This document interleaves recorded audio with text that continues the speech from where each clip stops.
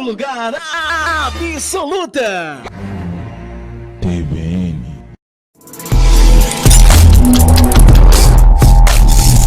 Está no ar. Câmera 1. Foco na informação.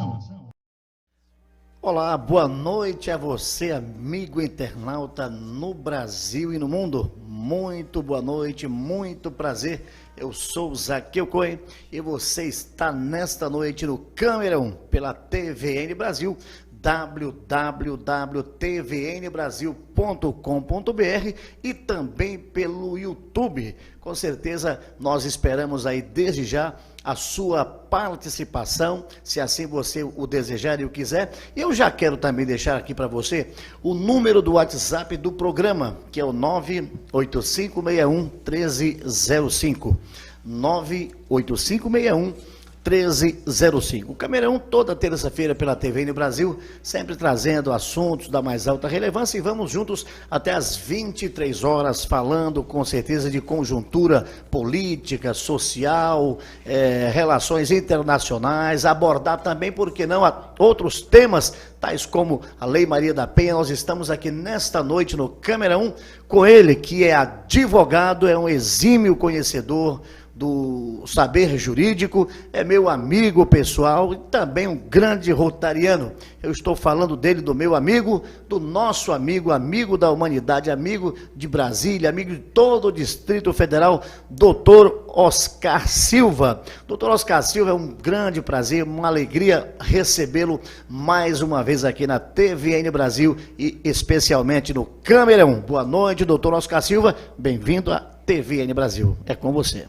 Boa noite, Zaqueu Cohen, boa noite a todos que nos assistem. Quero manifestar minha alegria, minha satisfação e, sobretudo, a honra de estar aqui mais uma vez para que a gente possa tratar de assuntos que eu tenho plena convicção são de grande interesse no momento da nossa sociedade.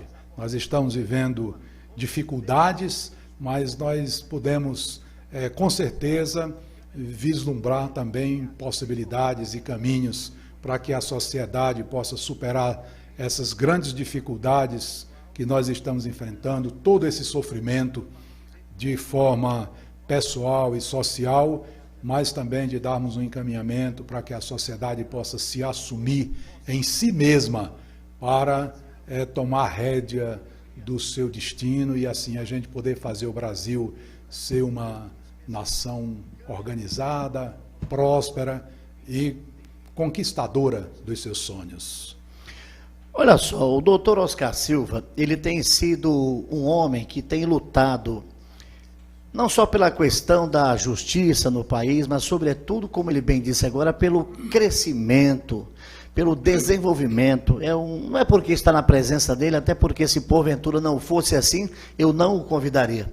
Eu não convido nesse programa pessoas que não tenham caráter probo e libado e que, por conseguinte, não tenham o que dar para a sociedade, para oferecer à sociedade. Doutor Oscar Silva é um homem de um coração magnânimo, um homem que tem um vasto conhecimento do saber jurídico, é advogado há muitos anos, professor na área do direito e, como disse também, um rotariano, um homem que tem colocado o seu tempo, a sua vida, a sua disponibilidade e, por conseguinte, até mesmo contribuindo do próprio bolso para ajudar as pessoas e os menos favorecidos. Além do que ele já faz, com conhecimento que ele tem, não só dentro do direito, mas em outras áreas, as quais com certeza lhe são peculiar. Doutor Oscar Silva, então nós vamos abordar nesta noite a questão, a conjuntura política por que passa o nosso país. Eu penso assim, doutor Oscar, que o Brasil vive uma situação, eu diria que preocupante, porque a gente vê que existe um determinado grupo que é literalmente aquilo que, como já se dizia, torcendo para o quanto pior, melhor. Para que, de fato, agora eu fico imaginando, que quando um elemento ou elementos, torcem contra uma nação ou torcem contra um governo, na verdade ele está buscando o mal daquele país. Então é paradoxal eu dizer que amo o Brasil e eu querer o pior para essa nação. Quer dizer, que tipo de amor é esse? Mas, doutor Oscar Silva, então o senhor, como um exímio advogado, eu já quero fazer uma pergunta para o senhor. E também quero deixar, como já falei, o WhatsApp do programa, o 985611305, e no YouTube você pode enviar uma pergunta aqui para o doutor Oscar, quer seja dentro das áreas às quais falei, ou se você tem uma pergunta que certamente você quer fazer a um advogado do know-how, do conhecimento do doutor Oscar Silva, você pode então fazê-lo, que nós iremos repassar aqui a pergunta para ele. Mas, doutor Oscar Silva, eu pergunto, diante dessa magnitude toda, dessa conjuntura, em um dado momento de perplexidade, de brigas políticas, aí eu pergunto para o senhor, hoje nós temos um candidato aí, pode-se falar o candidato da esquerda, o ex-presidente Lula, não é isso? Segundo as pesquisas, despontando, enfim, mas eu não quero me ater à questão das pesquisas em si. O senhor, como advogado, e eu, como leigo no direito, eu pergunto para o senhor, doutor Oscar Silva, é possível que o presidente ou ex-presidente Lula, de fato, possa vir a ser candidato, embora alguns afirmem que possivelmente ele cairá na lei da ficha limpa? Tal fato possa, de fato, concretizar-se, doutora? Bem, o que nós temos que definir é que, o que nós temos definido é que o processo dele foi alterado, foi decretada a suspeição do juízo de primeira instância, mesmo depois de ter confirmado a sentença em instâncias superiores, mas hoje ele estaria, em princípio, habilitado a concorrer, e como nós não temos ainda uma decisão da Justiça no nível definitivo, e também, até que se tivéssemos, poderíamos também estar à mercê de eventuais recursos, nós ainda não podemos definir se ele será ou não, mas pela situação posta atualmente, ele poderá ser candidato. O que eu entendo que democraticamente todos podem ser candidatos. Agora, o que a gente verifica é que, infelizmente, a sociedade brasileira, ela se põe dividida. Por quê? Porque os interesses pelas eleições, eles se manifestam independente do tempo da eleição. Então, no Brasil, nós temos o impedimento legal de fazer a campanha antecipada. No entanto, hoje nós estamos em plena campanha eleitoral. A oposição está com os candidatos formando grupos, chapas, enfim, está sendo formado esse trabalho e essa situação, e o governo também se opõe, já se preocupa também, muita gente já fala de reeleição, enfim.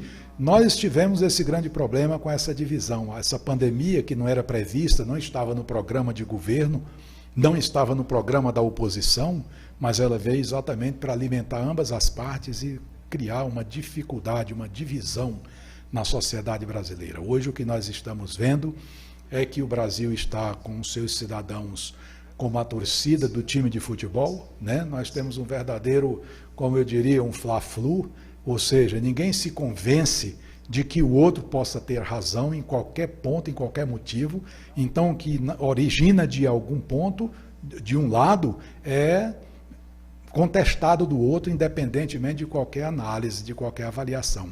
Isso é muito ruim, porque traz uma insegurança ao cidadão que vai, enfim, decidir a opção que ele deseja para o governo. Nós não temos programa, nós não temos regra, nós só temos uns contra os outros.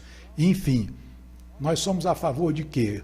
Qual programa? Qual é o que tem sugestões? Hoje nós só temos um grupo contra o outro, e isso é muito ruim. Eu sempre digo que os líderes não são aqueles que têm a capacidade de escolher um lado. Eu acho não necessário que o líder seja aquele que tem a capacidade de unir os lados. No Brasil hoje isso é impossível, não teríamos liderança, né, capaz de unir os lados. Eu não digo os lados que se opõem, das militâncias, dos dirigentes, dos administradores da situação, dos operadores do exercício da política, mas da própria sociedade. Então a sociedade hoje não tem como se unir de um lado, infelizmente.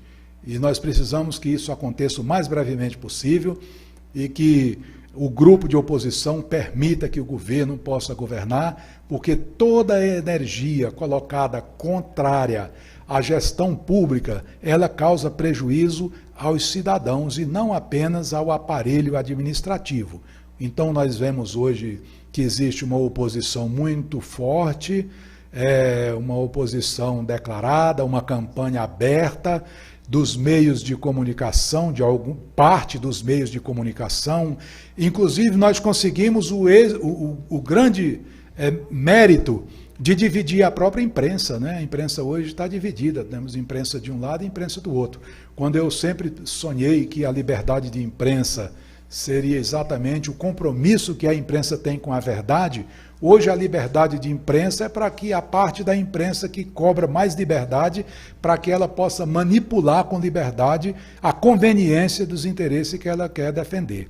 Então, quando a imprensa chega nesse ponto, quando o Supremo Tribunal chega no ponto das grandes divergências, inclusive internas dentro do próprio Supremo, os juízes ter essa situação como uma espécie de tendências de parcialidades, isso causa muita dificuldade para o cidadão e a cidadã analisarem e se manifestarem em planos, em projetos, em propostas que possam trazer benefícios à sociedade.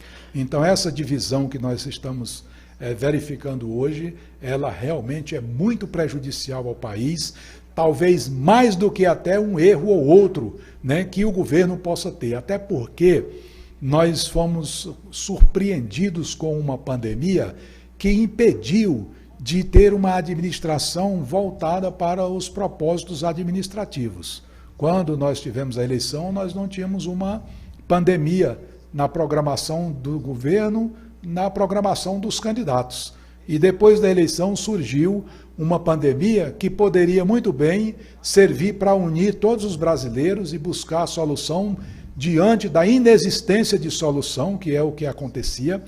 E, infelizmente, nós temos o grupo que sugere isso, o grupo que sugere aquilo, e nós não sabemos quem tem razão, porque, na verdade, ninguém sabe. Hoje, os cientistas não sabem qual é a solução. Agora já se caminha para a questão das vacinas, mas antes das vacinas teria que ser científico, mas antes do científico, antes da vacina, os médicos e os trabalhadores na área de saúde conseguiram salvar 90% ou mais das pessoas que foram acometidas do vírus. Então, isso significa que nós tivemos um proveito muito grande da capacidade dos nossos profissionais de saúde, destacando-se os médicos e, naturalmente, todos aqueles que fazem parte desse grupo da saúde, a partir de todos que se manifestaram, inclusive de muitos governantes também, de prefeitos, de alguns governadores, que também se empenharam e tiveram êxito, mesmo com os tratamentos que não eram cientificamente ainda comprovados.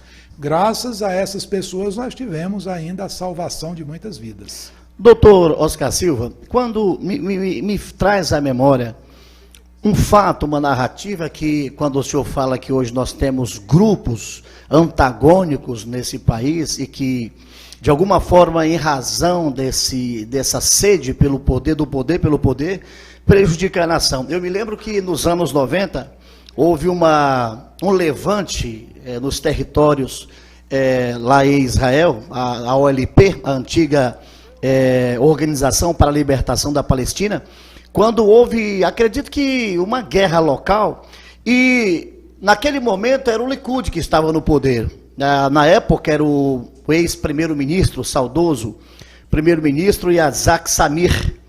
E eu me lembro que na época o governo, o gabinete do primeiro-ministro chamou o líder da oposição israelense para uma reunião.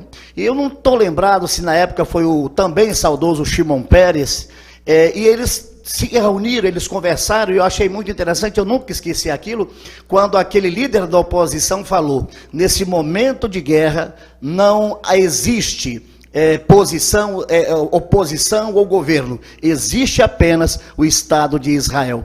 Imagina o senhor, quando no Brasil alguém é eleito, é incrível como existe essa oposição predatória, irresponsável e até canalha, para poder literalmente desejar que aquele governo se arrebente, não sabendo esses cabeças de vento que, se um governo desse não dá certo, é o país que não dá certo. Mas quando o senhor fala da insegurança do cidadão, o senhor como advogado, eu pergunto ao senhor, e ao mesmo tempo confirmo algo antes que eu faça a pergunta. Quando a população e o cidadão de bem, o cidadão que não tem conhecimento do direito, que é leigo, como no meu caso, mas quando ele vê o STF soltar traficante, quando vê o STF gastar milhões com vinhos, com comidas, quando se vê que o STF está gastando dinheiro, contratando pessoas com a milhões de reais por ano, apenas para poder colocar-lhe a toga. Quer dizer, então, quando a sociedade vê isso, de fato, deveras, a sociedade não pode ficar tranquila e batendo palma para uma Suprema Corte de tal nível. Aí eu pergunto ao senhor, doutor Oscar Silva, o Brasil, a justiça hoje, no Brasil, a gente vive, talvez até com, de alguma forma, o STF corroborando, hoje o Brasil vive uma insegurança jurídica, doutor Oscar Silva? Infelizmente, nós temos que confirmar a insegurança jurídica, na verdade, é o sentimento da sociedade. E é isso que hoje a gente pode afirmar com muita tristeza, que nós estamos diante de uma insegurança na aplicação das leis e também na conduta dos nossos juízes. Infelizmente, os juízes, eles são destinados, são caracterizados como um dos poderes. É interessante, eu sou operador do direito há 40 anos. E a gente sente que existe um poder no Brasil e em todas as repúblicas democráticas, existe um poder que pertence a uma classe. Imagine que o único poder que detém uma classe de pessoas com a qualificação superior, que são os advogados. Os advogados são detentores do poder judiciário no Brasil, como nos Estados Unidos e em todos os lugares onde nós temos a tripartição dos poderes. Então, é o poder julgador. O poder julgador é o poder conhecedor. É o poder que imparcial, que tem o conhecimento, que é reservado, por isso ele tem determinadas regalias, como, por exemplo, a vitaliciedade. Por que o juiz tem a vitaliciedade? Porque ele não pode ser substituído, ele não pode ser pressionado para ser imparcial, para julgar contra ou a favor de determinados interesses escusos, que não estejam nas regras da lei. Então, quando nós temos uma classe que é detentora de um poder, isso significa que essa classe tem uma grande responsabilidade. Veja que no Poder Executivo, qualquer cidadão pode ser presidente da República, pode ser governador, pode ser prefeito. Qualquer cidadão pode ser deputado, pode ser senador, pode pertencer ao Poder Legislativo, mas nem todo cidadão pode pertencer ao Poder Judiciário com o poder de comando de decisão, como é o caso do Poder Judiciário, conforme eu repeti. Então, o que isso acontece? É que os magistrados, eles têm que julgar de acordo com os fatos que são levados a eles. Eles têm uma restrição de não se manifestar. Então, você ouve o ministro dizer que o processo para ele não tem capa. Ele não quer saber quem é que está no processo. Ele quer saber sobre os fatos para ele aplicar o direito. Então, o que é que nós vemos? Que hoje, infelizmente, nós vemos que o juiz, o ministro, diz que o processo para ele não tem capa, mas se tiver holofote, ele se manifesta independente de qualquer coisa. Nós vimos quando nos Estados Unidos houve uma invasão lá no Capitólio, que é o poder judiciário, legislativo, quando houve lá, os juízes brasileiros disseram que aquilo era uma ilegalidade, se manifestando em aspectos políticos que não tem nada a ver com um processo onde ele poderia se manifestar. Então existe uma figura no direito que nós chamamos de provocação. O Poder Judiciário só deve se manifestar quando ele for provocado, ou seja, quando ele for acionado. Enquanto ele não for acionado, ele não for chamado, ele não pode se manifestar. E hoje o que nós vemos é exatamente o contrário.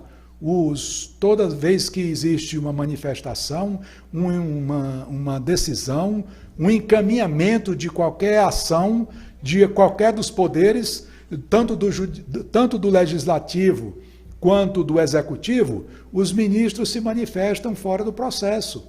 E isso não é compatível com o nosso sistema jurídico. Então isso aí gera essa insegurança, porque a gente, quando vê o juiz mandar prender o deputado em flagrante, ou seja, quando ele determina prender um deputado federal em flagrante, isso significa que nós estamos alterando as regras. Por quê? O flagrante não precisa de determinação. Basta dar notícia da existência do crime para que o delegado possa fazer a prisão independente de ordem. Eu não conhecia ordem de prisão em flagrante, porque o flagrante já significa exatamente que é no calor, no fogo do acontecimento que está flagrante, né? Flamejante o crime, qualquer cidadão pode prender, obrigatoriamente o delegado de polícia. Agora imagina, doutora, tal ordem veio de um ministro do STF, de homens que obrigatoriamente tem que ter um enorme saber jurídico. E naquela casa tem homens que nunca passaram no concurso público. Inclusive até acredito que deveria mudar essa legislação para que ministro do STF, duas coisas. Primeiro, deixasse de ser vitalício.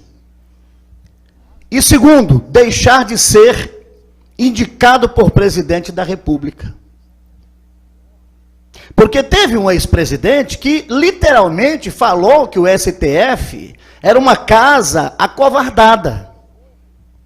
Esses juízes, quando não são do interesse deles, eles não se manifestam.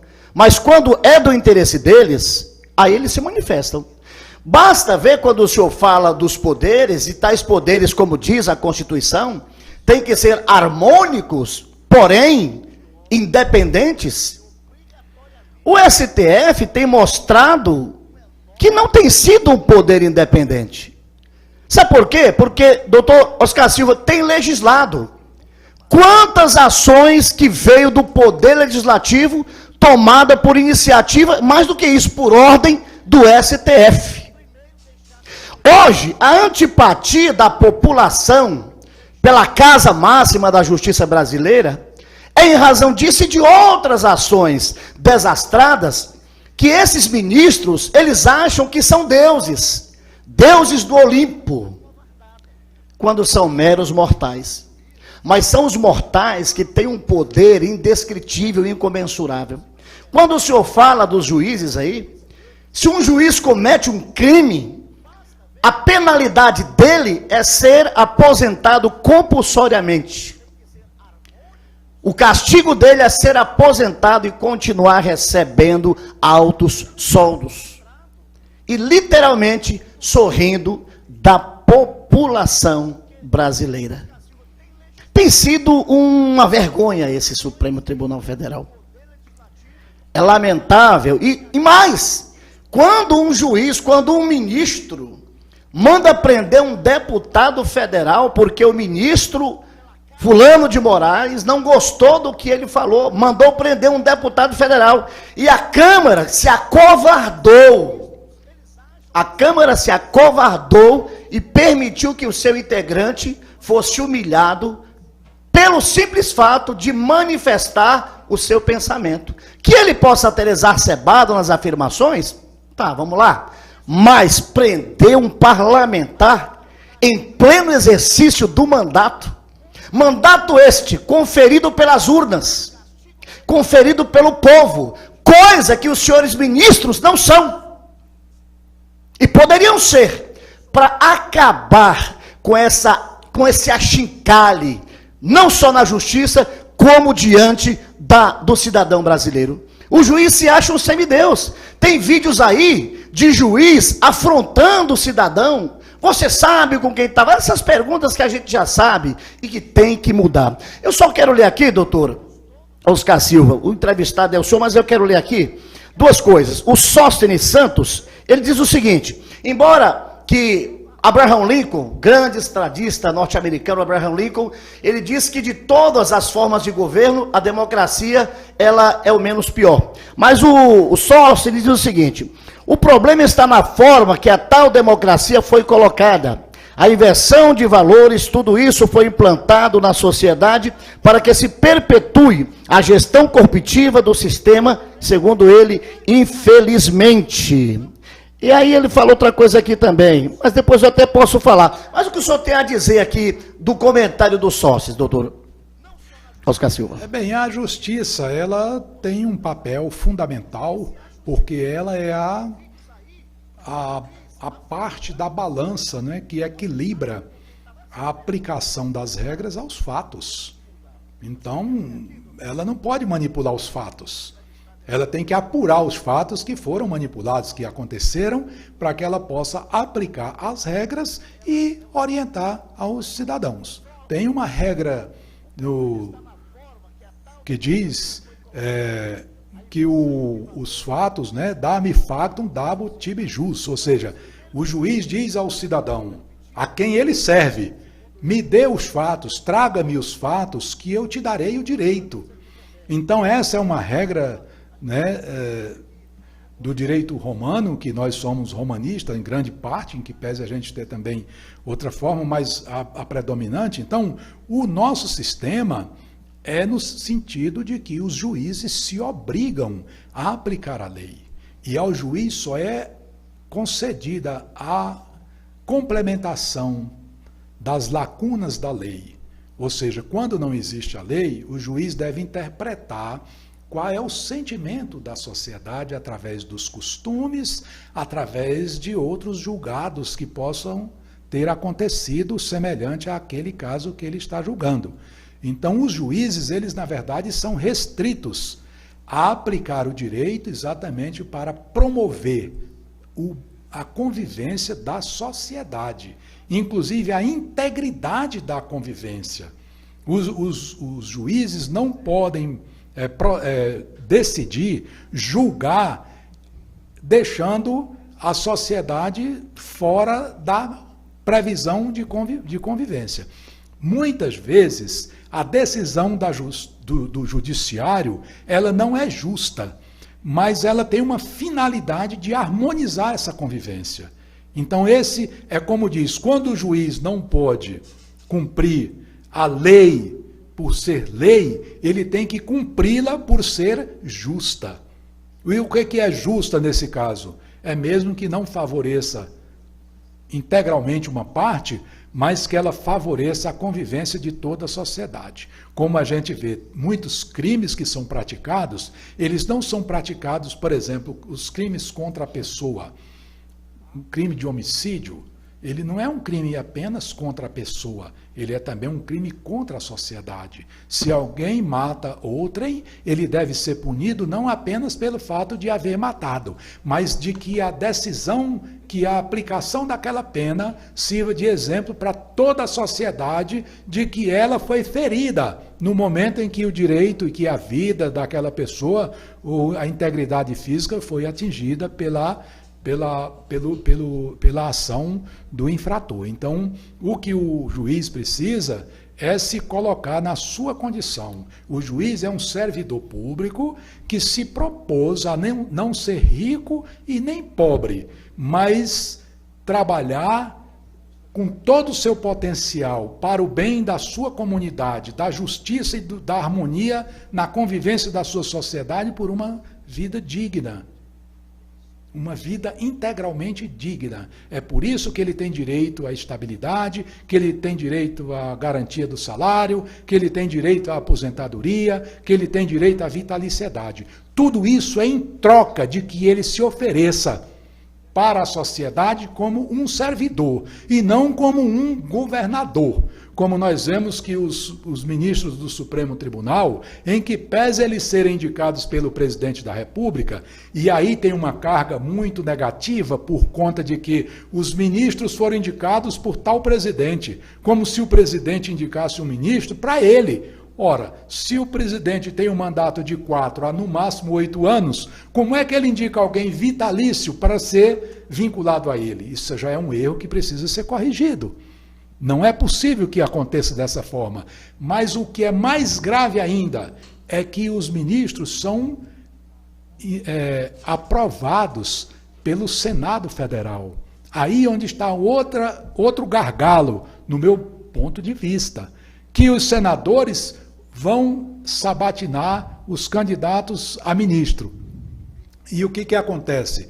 Quando esses ministros são indicados, aprovados, eles assumem o cargo de ministro do Supremo Tribunal e os senadores passam a ser reféns das decisões deles. Tanto que é isso que nós estamos vendo. Muitos, os senadores se submetem àqueles que eles indicaram, ou seja, o criador se submete à criatura. Agora, isso não é correto. O Supremo nunca julgou, do meu conhecimento, não julgou nem o ministro. Os ministros não praticam crime. Quem deveria cuidar e os ministros deveriam ter um vínculo àqueles que o aprovaram para ocupar essa cadeira, esse cargo de relevante interesse da sociedade. Agora... Está no ar. Câmera 1. Foco na informação.